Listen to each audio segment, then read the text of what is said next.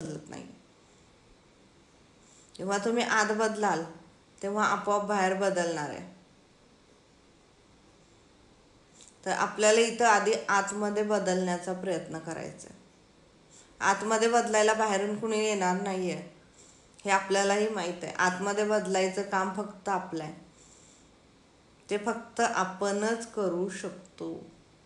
बाहेरचं येऊन कोणीही करणार नाही. त्यामुळे ते करायचं आपल्यालाच आहे. तर आत्ता सगळ्यांनी तुमच्या आयुष्यामध्ये तुम्ही जे सारखं निगेटिव्ह बोलताय त्या वाक्यांना पॉझिटिव्ह करा. कंटिन्युअली सकाळी उठल्यापासून मुलांनी हेच नाही केलं, मुलांनी तेच नाही केलं, तो असं झाला, उशीरच झाला, हेच झाला, तेच झाला, जे काही आहे नॉर्मल सेंटेन्स छोटे छोटे जे काही तुम्ही रोज वापरता त्याला पॉझिटिव्ह करण्याचा प्रयत्न करायचा. आणि उद्या सकाळी उठल्याबरोबर एक चांगली गोष्ट तुम्ही समोरच्याला सांगायची. मॉर्निंग पिरियडमध्ये, सकाळच्या पिरियडमध्ये, म्हणजे सकाळी तुम्ही 6 वाजता उठला तर जास्त 9 पर्यंत किंवा 10 पर्यंत एक चांगली गोष्ट समोरच्याला आनंद होईल आणि तुम्हाला आनंद होईल ती गोष्ट सांगायची. का सांगायची यासाठी सुद्धा एक रिझन आहे. कारण आपण आयुष्यामध्ये काय करत असतो की जे काही निगेटिव्ह गोष्ट असेल ते आपण माहीत नाही, माणसाचा स्वभावच येतो की आपल्याला वाटतं की समोरचा आपल्याला हे करेल, म्हणजे काय म्हणतो त्याला, एक ते आपल्याला काय वाटतं की आधार देईल, आपल्याला समजून घेईल. तर या पद्धतीने आपल्याला एखाद्या ह्याची आधाराची गरज असते. त्या पद्धतीने आपण ते समोरच्याला सारखं निगेटिव्ह सांगत राहतो. आपल्यालाही कळत नाही की आपण किती वेळा ते निगेटिव्ह समोरच्याला सांगितलेलं आहे. मग जेव्हा तुम्ही ते बोलताय तर तो ऐकतोय ना, तो तुम्हाला काय म्हणणार आहे, तथास्तु म्हणणार आहे ना. तुमचं घर तुम्हाला तथास्तु म्हणतं, हे युनिव्हर्स तुम्हाला तथास्तु म्हणतं, हे ब्रह्मांड तुम्हाला तथास्तु म्हणतं. तर हे तथास्तु म्हणायला तुम्ही चांगलं बोललं पाहिजे ना, तर तुमच्या आयुष्यामध्ये चांगलं होईल. तर आपण काय करत असतो, आपण सारखं तेच निगेटिव्ह बोलत असतो. ते आपल्यालाही कळत नसतं की आपण किती निगेटिव्ह किती वेळेस समोरच्याला सांगितलंय. मग ते काही असेल, तुमच्या हेल्थविषयी असेल, घरातल्या लोकांबद्दल असेल की जे आपण नाही कोणाला बोलू शकत घरात, ते आपण बाहेर कोणीतरी एखादी व्यक्ती असते आपली मैत्रीण कोणी असेल रिलेशनशिपमध्ये, त्यांना त्यांच्याबद्दल सारखं निगेटिव्ह आपण सांगत राहतो.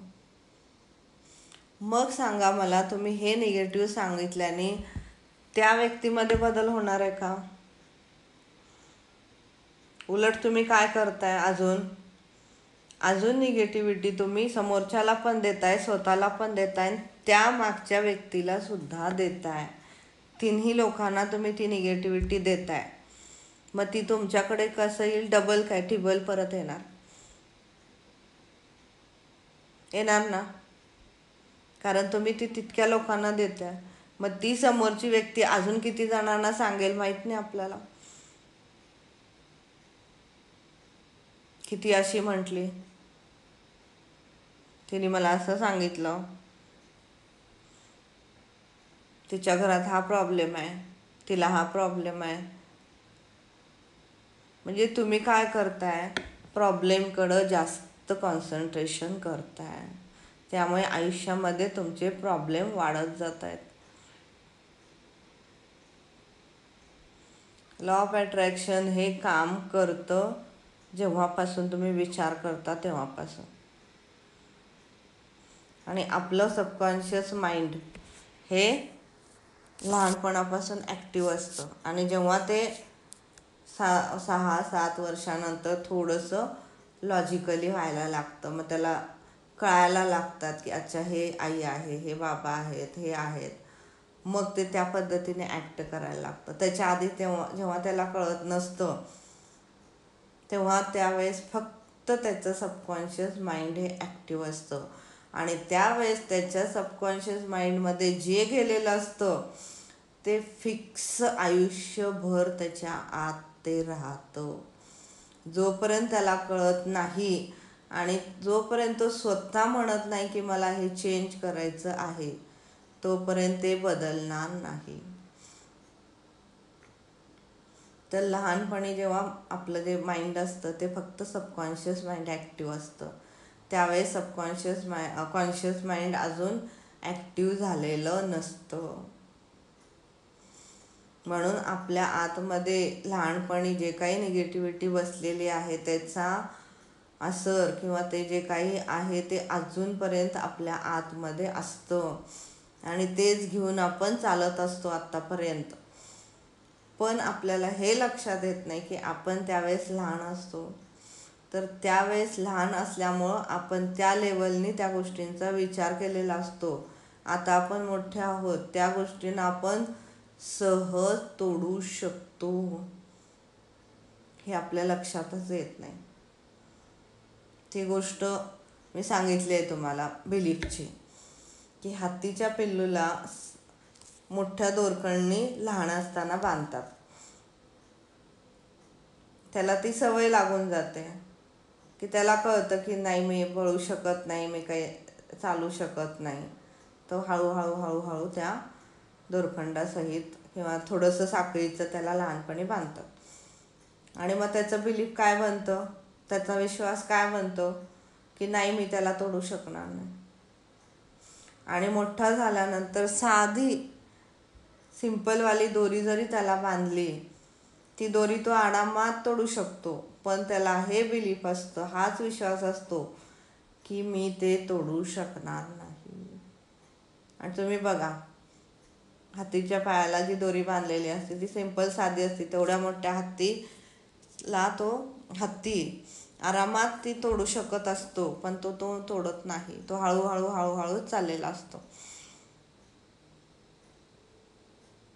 का चाललेला असतो तसा? कारण इथं त्याचं हे झालेलं असतं. तसंच आपल्या आयुष्यामध्ये सुद्धा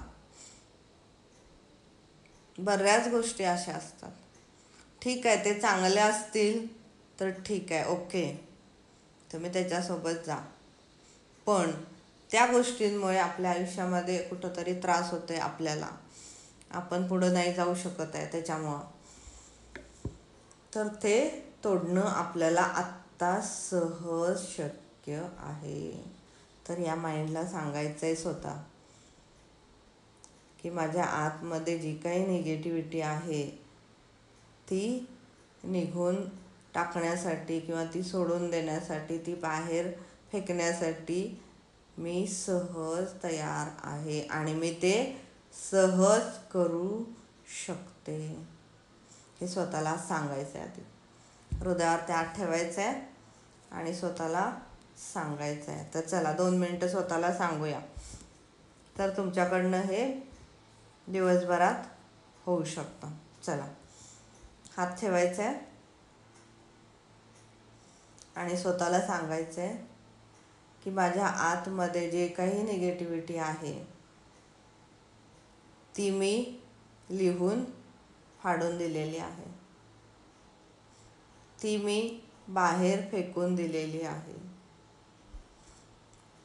ज्याच्यामुळे माझ्या आतमध्ये अडथळा येतोय किंवा मला त्या गोष्टीचा त्रास होतोय ते मी सहजपणे बाहेर टाकून दिलेलं आहे. आणि त्यासाठी माझं माइंड तयार आहे. त्याबद्दल thank you universe, thank you universe, thank you. हे जेव्हा तुम्ही स्वतःला म्हणाल तेव्हा बघा तुमच्याकडनं ॲक्शन सुरू होते. मग हे स्वतःला कधी सांगा जास्त, हे मी आत्ता घेतलं, पण तुम्ही कधी सांगा हे जास्त वेळेस? सकाळी उठल्याबरोबर आणि रात्री झोपताना. का? तर त्यावेळेस आपलं सबकॉन्शियस माइंड हे ॲक्टिव्ह असतं. त्यावेळेस ही वाक्य जर तुमच्या आतमध्ये जातील तर ते तुमच्या ॲक्शनमध्ये येतं. कारण आपल्या आतमध्ये अंतर्मनात किंवा आपल्या सबकॉन्शियस माइंडमध्ये जे बसलेलं असतं, जे तिथून येतं तेच ॲक्शनमध्ये येतं आणि तेच तुमचं आयुष्य घडवत असतं. त्यामुळे आपलं आयुष्य